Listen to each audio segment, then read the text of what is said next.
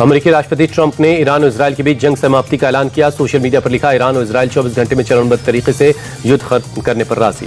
राष्ट्रपति ट्रंप ने Iran Israel जंग को बताया 12 दिनों का युद्ध। कहा, यह ऐसा युद्ध था जो बरसों तक चल सकता था, पूरे मध्य पूर्व को नष्ट कर सकता था, लेकिन ऐसा नहीं हुआ। राष्ट्रपति ट्रंप ने उम्मीद जताई कि ईरान अब क्षेत्र में शांति और सद्भाव की तरफ बढ़ सकता है। कहा, मैं इजरायल से भी ऐसा ही करने के लिए उन्हें प्रोत्साहित करूंगा। राष्ट्रपति ट्रंप ने अमेरिकी एयरबेस पर हमले से पहले चेतावनी के लिए ईरान का शुक्रिया अदा किया। लिखा, इसी वजह से न तो किसी की जान गई और न ही कोई जख्मी हुआ। राष्ट्रपति ट्रंप के मुताबिक ईरान ने कतर में अमेरिकी एयरबेस पर 14 मिसाइलें दागी, जिनमें से 13 हवा में इंटरसेप्ट कर ली गई। एक मिसाइल गैर खतरनाक दिशा में गई। डोनाल्ड ट्रंप के युद्ध विराम के दावे को ईरान ने किया खारिज। कहा, इजरायल से हमारा कोई समझौता नहीं हुआ है। ईरान के विदेश मंत्री अब्बास अरागची ने कहा, इजरायल हमला रोके तो हम भी रोक देंगे। युद्ध विराम पर इजरायली सेना का बयान, ईरान ने दागी मिसाइलें, सीजफायर अभी हवा में लटका है। ईरान के IRGC ने कतर पर बैलिस्टिक मिसाइल दागने का वीडियो जारी किया। कहा, अमेरिका ने जितने बम ईरान पर बरसाए उतने ही बम हमने बरसाए। ईरान ने सिर्फ अमेरिकी एयरबेस को टारगेट करने का दावा किया, किसी सिविलियन इलाके पर हमले से किया इनकार। अमेरिका ने कतर में अमेरिकी एयरबेस पर ईरानी मिसाइल अटैक की पुष्टि की, किसी के हताहत होने से किया इनकार। ईरानी हमले के बाद अलर्ट मोड में अमेरिका, कतर और इराक में patriot missile defence system active.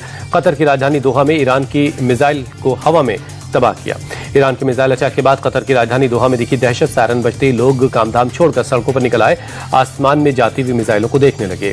Qatar में अमेरिकी एयरबेस पर ईरानी हमले को इजरायल ने बताया उसकी दुश्मनी का प्रमाण। इजरायली प्रवक्ता ने कहा, इससे साबित हो गया कि ईरान एक आतंकी देश है। कतर में अमेरिकी एयरबेस पर ईरानी हमले के बाद संयुक्त राष्ट्र ने इस क्षेत्र में तनाव दूर करने की अपील को दोहराया। कहा, सैन्य कार्रवाई कोई हल नहीं, शांति एकमात्र रास्ता कूटनीति है।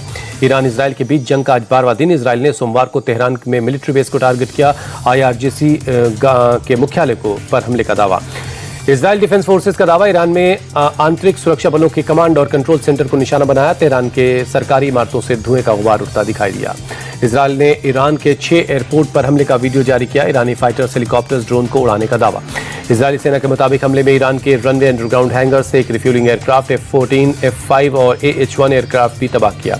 इजरायली सेना ने फोर्डो न्यूक्लियर साइट के पास की सड़कों को डैमेज किया। प्लांट से एक्सेस रोकना है इसका मकसद।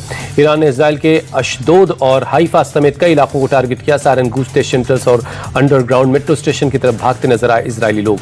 दक्षिण इजरायल में ईरानी हमले में हुई बड़ी तबाही, कई घर तबाह। 8000 घरों में फिर से बिजली सेवा बहाल कर दी गई है। ईरानी हमले में अब तक इजरायल में 2000 से ज्यादा इमारतें तबाह हुई, 240 रिहायशी बिल्डिंग्स ध्वस्त हुई। इजरायल के पीएम बेंजामिन नेतन्याहू ने सेंट्रल इजरायल का दौरा किया। ईरानी हमलों में हुई तबाही का जायजा लिया। स्थानीय लोगों से मुलाकात कर कहा कि हमें अपने नागरिकों पर गर्व है। अमेरिका में ईरान के पलटवार से आतंकी हमले का खतरा।